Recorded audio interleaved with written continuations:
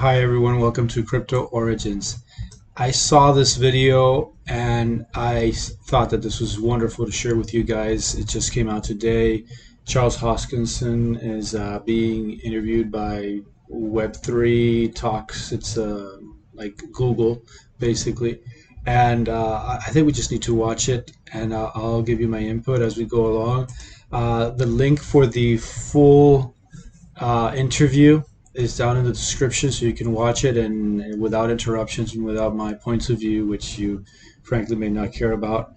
But I do want to go over this with you because I think it's super interesting. And I think I'm going to follow this format from now on. Just go over some videos with you because I truly love these videos, and I would like to share them with you and share my ideas at the same time, my little bit of input.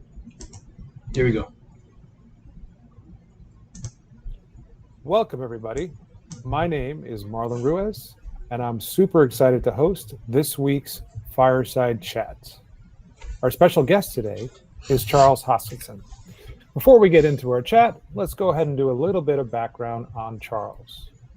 Charles is currently the CEO and founder of Input Output Global. He also made time to go give his congressional testimony recently around digital asset regulation. So thank you, Charles, for doing that. In the before time, he was also a founder of Invictus Innovations, Bitcoin Foundation's Education Committee, and also a co-founder of Ethereum. Welcome to Charles. Thank you for joining us today. It's wonderful to be here, Marlon. I have so much admiration and respect for Google, and I always love speaking before Googlers. We have a lot of ex-Googlers at I/O, enough to love OKRs and BRDs and TRDs. So some of your cultures come our way. Way over my head.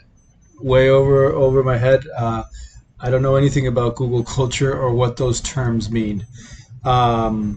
And we're going to learn a little bit about Charles Hoskinson right now, what motivates him, what his background is. He's going to go into a little bit right now, and this part I'm going to love. I watched the first few minutes of this, so just pay attention.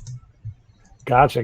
Yeah, our culture is fantastic, so thank you for that positive feedback. Really appreciate it. To start out today's talk, I kind of want to know, are you in sunny Colorado or sometimes sunny Colorado? Always warm, always sunny, sometimes Colorado. I'm actually currently in my office in Longmont, and I have the fake fireplace. We got the lobster. I got my my happopus right here. See the happy octopus? And this tells you what type of day it's going to be, because when you flip it around, it's actually a satopus. So It's a happopus day. All right, let's do the happopus instead. I completely like that. genuine I love guy. the fireplace. He's completely thanks for turning that on guy. for our fireside chat.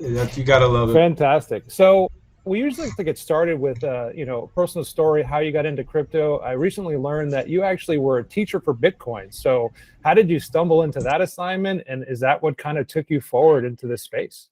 Yeah, I was part of that lost generation that got so apathetic and cynical with the world, and I was looking for some way to get out of it. So I liked math and cryptography, and I worked on the Ron Paul campaign. Okay, did you hear that? He worked on the Ron Paul campaign. Ron Paul, if you don't know it, is an OG libertarian. Little by little, as I have gotten older, I have gotten more and more fond of the libertarian ideology. In fact, I voted libertarian for the past couple of elections. And this will become a compass for Charles Hoskinson's life. In his short lifespan, he has accomplished so much. This guy, completely admirable, he's a genius. And he's a focused genius with a purpose to help humanity. Libertarian principles. I have another channel, for those of you that don't know. I have a Spanish channel called Crypto Libertarian, where I provide insight for the Spanish-speaking community. So at this point in time, you can see in the video going forward that what drives, or you will notice, that everything that Hoskinson does is with freedom in mind, and he has that end objective. There's a foundation. There's a philosophical foundation that he's principled. Everything he does is based on principle. At least everything I do is based on principle, libertarian principles as well. So um, there you have it. That's Charles Hoskinson, and I could talk about this forever. It's a real passion of mine. I wish I could help the foundation in any way possible. I don't need to get paid. I don't know. That's the thing. I have to work for a living. But this is something that really I'm passionate about. Let's keep going. And so those factors together, they made me really want new money. And then Bitcoin came out in 2009, and I discovered it in 2010 with the Slashdot wave. Okay, why did he want new money? If you remember Ron Paul always talked about um, the central banks and how the central bank system with a reserve currency. How is it called? The fractional reserve system. How you when you have a banking system that works that way, that creates inflation. So every time you go to the store, 1 year, gas is $1 a gallon. Then a few years go by, then it's $2 a gallon. A few years go by, and it's $3 a gallon. A few years go by, then it's $4 a gallon. This is inflation, right? You can say it's geopolitical, this and that. It's inflation. Why? Because of how our banking system works. And Ron Paul analyzed this, realized this was the case, as did many other libertarians. And many other proponents. If you want to watch a great video on that, you should watch, what is it called, The Money Makers or The Money Changers? The Money Makers. It's a very old, let's see if this is the name of there we go, The Money Masters. Oh, The Money Masters. Okay. This video, 183,000 views 6 years ago. That's the original one. Just watch that one. Okay.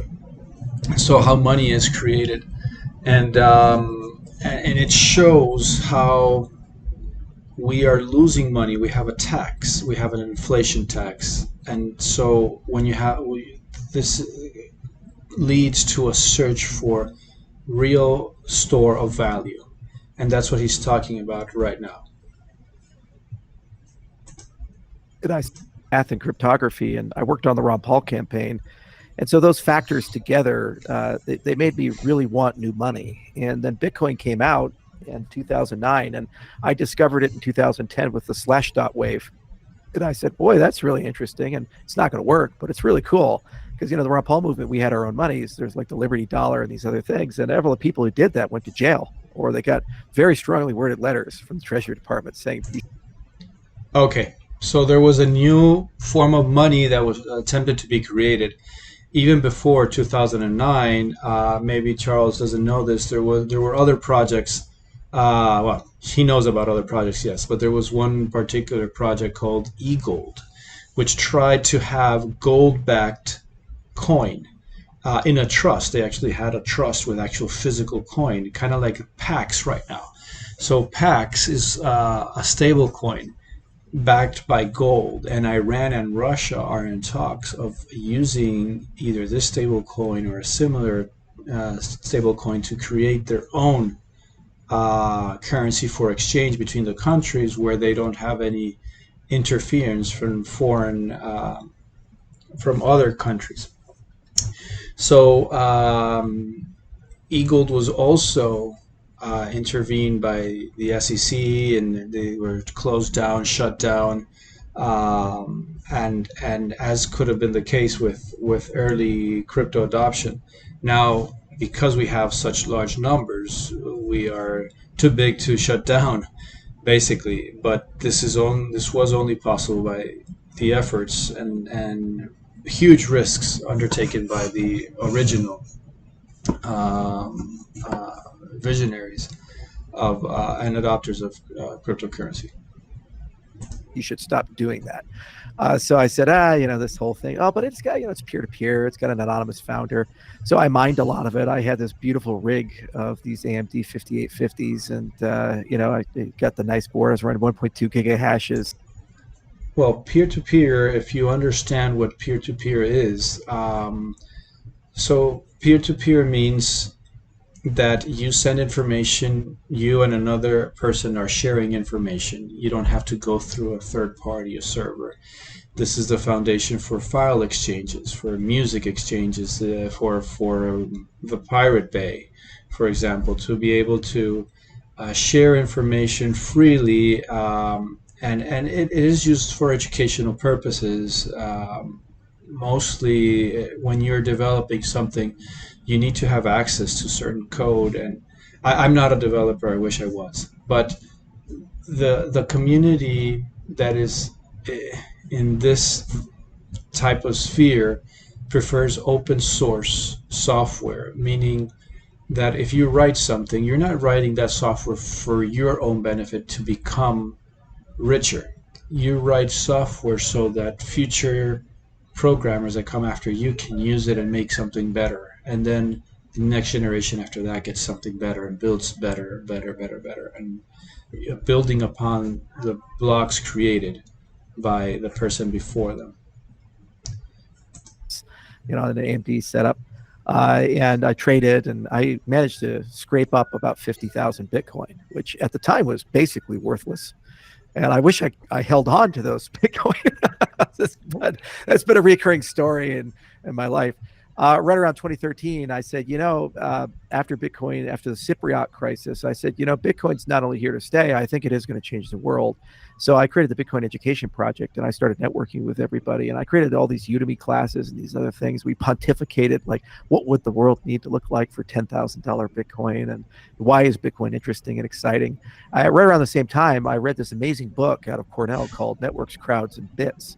And it talked about the combination of social media and networks and decentralization and peer-to-peer and all these factors that came together, and how it's going to transform our economy, and how every business professional needs to understand this. I think it was published in 2011. I read it probably 2012 or something like that. I started meeting everybody through the Bitcoin Education Project. I met Andreas Antonopoulos and Mike Kerr. All the work that this guy has put in to help the community. Incredible. And Eric Voorhees and Roger Ver, who were big guys back then. I was just a little guy. Nobody fucking cared about me. And then Bitcoin Foundation started coming together. Peter Vicini set it up, and it was like, hey, we need to get organized. So they did the San Jose conference in May. And then I got involved on the education committee side and tried to help them build some Creative Commons open source materials. Just what is hashing? What's a script transaction? How does UTXO work? All these types of things, just to basically kind of explain it. Around that time, one of my students, they said, hey, I really like what you're doing. His name was Li Shai Lao. So far you can see that there's a group of individuals that believe in a better future society. I want to be a part of that group. I hope that cryptocurrencies will change the world. But I'm just hoping, but these guys are doing. You see the difference? There's a big difference, a world of difference. And he's like, oh, by the way, I'm a VC in China, and I just want to give you like $300,000 to start something. And I say, I've been down this road before. You're a prince, right? It's like, okay, I know, but it turned out he's a legit guy, and he gave me $300,000. So I went to Bitcoin Talk, and I call it Project Invictus. I said, what can we do for the cryptocurrency space to make us undefeatable? And I had a bimodal distribution, but one grouping of people, one cluster wanted to do decentralized exchange, because at the time everybody was very worried about Mt. Gox. And then the other group of people, they wanted to do a stable coin, because everybody hated the volatility. Bitcoin went from $4 to $250 down to 80, then back to 100 for a bit, and then up to 1,200. So it's like, we need to do something to solve this. So I started BitShares with Dan Larimer. He was the first person to reply on the list, and he went on and had his own career. He did Steemit, EOS, and all these other things, and he's kind of a controversial figure. And I got so tired of working there, I took a buyout, went to Ethereum, and obviously they didn't like me too much. So there's books written about it, and careful what you read. I'm waiting for the movie, by the way. No, I'm sorry. Oh, actually, it's being made. It's coming out in 2024. I said I'm okay with it as long as Jack Black doesn't play me. But anyway, that'll be fun. So I at some point I said I got to need to do my own thing. So I started Input Output in 2015, And I said it'd be a lot of fun to roll up my passion for writing academic papers and hard engineering, so formal methods and use of functional programming techniques, and put these things together and actually build out the corpus of the science of the cryptocurrency space. And we kind of said, let's do a third generation cryptocurrency. Bitcoin's the first, Ethereum is the second generation. Third has scalability, interoperability, and governance, which are necessary to actually reach large scale adoption and be useful to people and survive and change, as people have learned. So it's been a wild ride. I've been in and out for over 12 years, professionally for almost 10. And I've seen everything from Silk Road and Mt. Gox to BitConnect and OneCoin to all the corruption exchanges, the rise of Doge again, all the Bitcoin killers, and then the ETH killers, and now the Cardano killers.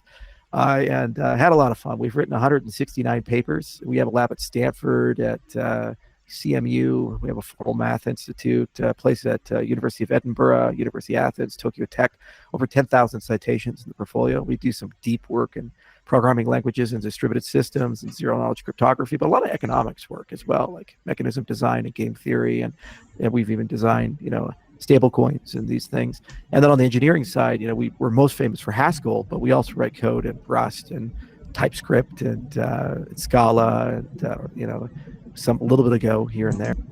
I hope you're beginning to understand the level of engineering knowledge of Charles Hoskinson, and also systems knowledge. I was talking about economics and economic systems. I hope you can understand how far ahead of everyone else this guy is. I think he's only. We'll search up his age right now in a minute, but he's very young, and at such a young age, he has been able to produce such great information for future generations. This is incredible. This is incredible. And he is the founder of Cardano, in case you didn't know that.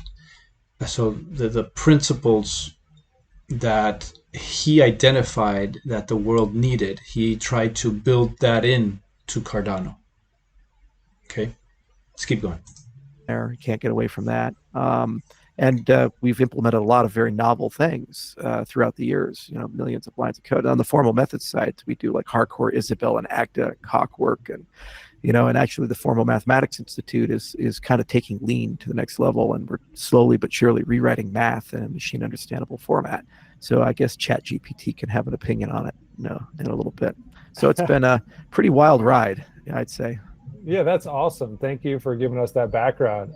Kind of curious. I mean, knowing that you focused on Bitcoin, you saw proof of work, you saw USDO, you're like, hey, this could be done a little bit better, maybe. Like, can you talk a little bit about why you created Cardano and kind of that little bit about that path? I'm sure you could write 10 books on that, but maybe just a little TLDR for everybody to see, how you figured that out. Okay, this part is the most important part. Let's watch this. I don't think we'll be able to watch the entire interview, but this section now is super important. So we have this. There's three groupings of problems that demand new protocols. So the first is that these aren't really scalable systems. They're like tables, and the more people, the more chairs around the table, but you have the same amount of food. So whether you're proof of work or conventional proof of stake, there's a finiteness about what the network can do. So true scalability would be like BitTorrent, where more people, more power the system has, the more use the system has. So there's an intuitive notion to that. So at the time when we started Cardano, there's not a single consensus protocol that really understood how to accommodate that. And so we said, well, it'd be really cool to do a really deep research project to figure out the science of consensus. So first, the formal modeling. So we wrote the GKL paper, and we have more than 2,000.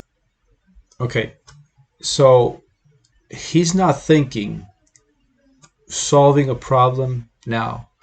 From that very moment, they're thinking, before he even created Cardano, he's thinking, wait a second, Bitcoin and Ethereum, the way it's written right now, does not have any future. We want to change the future. We need to make this scalable. and citations with it, and it really created a backbone protocol for describing how blockchains are secured by a consensus algorithm. Then once we had that, we'd say, well, what properties are important? Like, how do you keep time in these systems? So we wrote Ouroboros Chronos, and how do you be able to bootstrap from the Genesis block? And we wrote Ouroboros Genesis. In the beginning, God created the earth. There was no day and night. There was no time. He created time. He is designing a system. This is mind-blowing. Mind-blowing. And how do you put it in a semi-synchronous network model? So that's why we wrote Ouroboros Praus. How do you do this in an incentive compatible way? So that was the original Ouroboros paper. And then all the other things you want, like fast finality and so forth. So we've written probably a dozen or so papers, and it's been a lot of fun. But that alone has been a great exercise because it really shows you kind of the state of the art of what can you do with these protocols, and can you get to a point where when you add more users, you get more capability. And as the price goes up, that it gets more decentralized. The problem with Bitcoin is it's the opposite relationship. It's the price. So you're building in decentralization, an incentive to decentralize. In other words, you're creating a system, you're creating a constitution of sorts, right? When the founding fathers of the United States create the Constitution, they put in certain items that will stop the system from becoming corrupted. What he's doing, he's envisioning, they are envisioning a system that will be fail-proof, that will grow in a way that can benefit all of the participants. Price goes up, it gets more centralized because you have economy of scale around verticalized mining operations. So I have an incentive to create my own chips, go to subsidized power, and build a $500 million data center and not share any of that technology. So like 5-10 pools control the whole show there. So if you know anything about libertarian principles, you don't believe in monopolies, right? Everybody is free to do anything they want as long as they don't hurt another human being. So when you have a centralized, when you have a lot of regulation or rules, the rule stops people from competing. So you have to remove the rules, you have to remove regulation. But there are always monopolies that are formed. Some are called natural monopolies. They exist because you need a lot of money to go into this endeavor. So in this case, with the Bitcoin consensus or the Bitcoin method of mining, you encourage people to centralize. You are encouraging the creation of monopolies. And what he's trying to avoid is free market. He's using free market capitalism to combat monopolies. So libertarianism is combating monopolistic forces. And that's problematic. The second category was the category of interoperability, and I was really interested in how do you do cross-blockchain communication, because we live in a world of blockchains, and it's when regulation gets better, Google and others will get involved inevitably because there's money to be made and interesting problems to be solved. So their stuff has to work with our stuff, and our stuff has to work with what Chase is doing with Onyx, and that has to work with what the European government is doing for a lot of their things. Here we see that he's not thinking, oh, our system will control them all. We will be the coin to rule them all. No, he's preparing the coin to rule them all, but definitely has the building blocks to become the master coin. But he is making it interoperable. He's making a democracy. He is creating a free market of coins where this coin is interoperable with all the other coins. So he's humble enough to understand that there are very few chances that you're going to create the master coin, yet we can talk on a peer-to-peer level, on an equal footing level with other chains.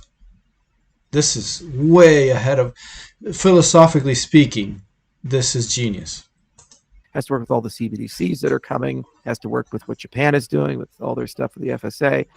So He's not fighting the governments. He's saying we can work together. Because once governments start seeing the benefit, once people, if you have democracies, true democracies, and the governments represent the people, so once the people see the benefit of blockchain in a free market society, they will intuitively and naturally be geared towards adopting this free market system because the people will see the benefit naturally. So he's just saying, here's my gift to you. If you want to take it, you will eat the fruit of the tree, you will taste it, and you will see that the fruit is good, and you will want more fruit, and you will want to give of that fruit to the rest. I'm using religious analogies here, but this is what is going on. interoperability matters because you want to move users, information, value, and metadata and state information across chains. And one agent on one system has to be able to talk to another agent on another system and have a meaningful conversation, machine to machine or machine to human or some hybrid thereof. So there's a lot of great cool protocols. And this, you see these a lot in the zero knowledge space. And we wrote a paper called Mithril that we're using for Cardano, but there's like Cello and Plumo and these other things floating around that try to do it as part of that data availability problem that people. Zero knowledge is, and this is going a little bit to the extremes of my capabilities in engineering, to be able to communicate and pass along information without having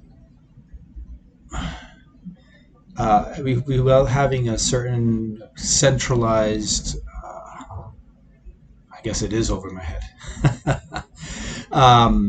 You can communicate and receive information and know that that information is correct and is verified. And just that, no, only that. You don't need to know anything else about that person and anything else about that communication. You don't need to know any additional information. You're just trusting that a piece of information that you're getting. If you have any articles about zero knowledge, post them here in the comments, please. People think about. And then the third issue, governance, was actually the most fascinating to me. And actually, it's an area where Google actually has had a lot of experience. It's the same for Microsoft or any company. But when you build a product and you want to turn that product over to not you, but still use it, how do you do that as an open source program? Okay, now he goes into governance, and I will close with this. This is a very and the most important part of it all. He is talking about once we have this beautiful, amazing structure, how do we become not the governors any longer?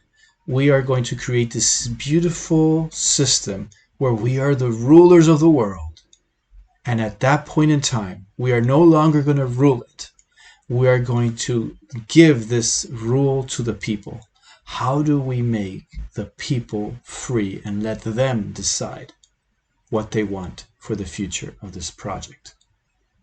That is an incredibly humble thing to do. Julius Caesar, I was told by my mother, I don't know, it's maybe a fake story, that he always had somebody with a fan next to him whenever he would be in a crowd with all the people cheering. I would say to him, all glory is temporary. All glory is temporary. And when you are the Google of the world, and he's talking about Google, and he's just mentioning it briefly, when you're the Google of the world and you can control the world, how do you take back that control and give it to the people? And that is a very real problem that we have right now with Google and TikTok and all these big tech platforms knowing everything that we're doing. How do you take that back? How do you take that power back once you have it? And if you have the power in one CEO vested on a single person, how can you convince a person to relinquish that power? Governance was built in to Cardano. And I'm waiting for the moment when we have full governance so that we can have a full democratic process in the future of the platform, and that we have no possibility of being, or less of a possibility of being interfered with. I hope this video has been educational. I hope this video has helped you see why we want crypto, why we want a better future, and the path to get there. It's easy to complain about all the problems that we have, but people like Charles Hoskinson have paved the way for us to follow the path. I hope you liked the video. Like, subscribe, and click on that notification bell. This was Crypto Origins, signing out.